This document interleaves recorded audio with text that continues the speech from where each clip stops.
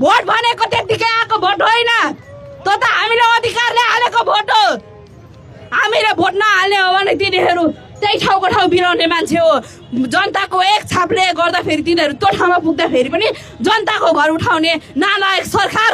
हिजो निरङ्कुशता ढल्यो भन्थ्यौँ, तर अब फेरि अर्को निरङ्कुशताको पनि विभिन्न चरणहरू चाहिँ आइरहेको छ। कहिले जेन्जी मार्ने, कहिले जनता मार्ने, कहिले के को नाममा अशान्ति, जहिले तहिले जनता रोडमै आउनुपर्ने, टायरै बाल्नुपर्ने। के हो यस्तो? होइन, नयाँ सरकार भन्यो, सबैले ठुलो अपेक्षा गरेको थियो परिवर्तन अब आउँछ होला भनेर, तर यही हो त परिवर्तन। हिजोको दलका नेतृत्व हुँदा पनि सरकार जनता सडकमै थिए, आज नयाँ सरकार हुँदा पनि जनता सडकमा छ। खोइ त परिवर्तन? जहिले तरे गरिबीले मात्र दुःख पाउनु पर्ने। बालेनले सायद दुःख बुझेको छैन होला, उनीहरू चिलो कारमा हिँड्ने परे।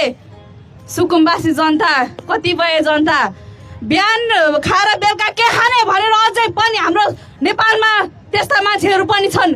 त्यस्ता पक्षको बारेमा बोल्न छोडेर उल्टै घर भत्काइदिने, उल्टै हाँसी मजा गरिदिने, उल्टा डाइरेक्ट डोजर चलाइदिने। अर्काको 2 पैसाको पछाडि लागेर हाम्रो स्वाभिमान बेच्नु हुँदैन, बुझ्नुभयो नि?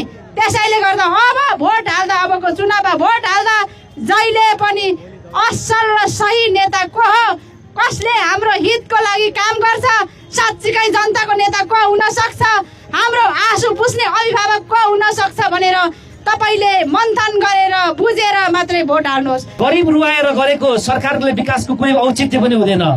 जुन गरिब रुँदैछ, जुन गरिबको ज्यान गइरहेको छ यो अव्यवस्थित बसोबासको क्रममा, त्यसरी गरेको विकासको कुनै पनि अर्थ हुँदैन।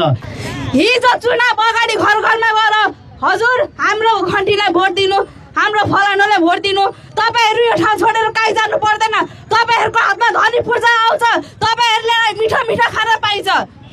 चुनाव जितो अनि त्यो डोजर चल्दा फेरि छाती थाप्ने चाहिँ कुन दोलामा लुकाएर बसेको छ। 10 नङ्ग्रा खियाएर पनि 2 छाक हामी टार्न सक्दैनौँ भने अर्काको गुलामी गरेर हामी कहिले बाँच्न सक्दैनौँ भनेर हामीले सचेत गराएकै हो नि हामीलाई।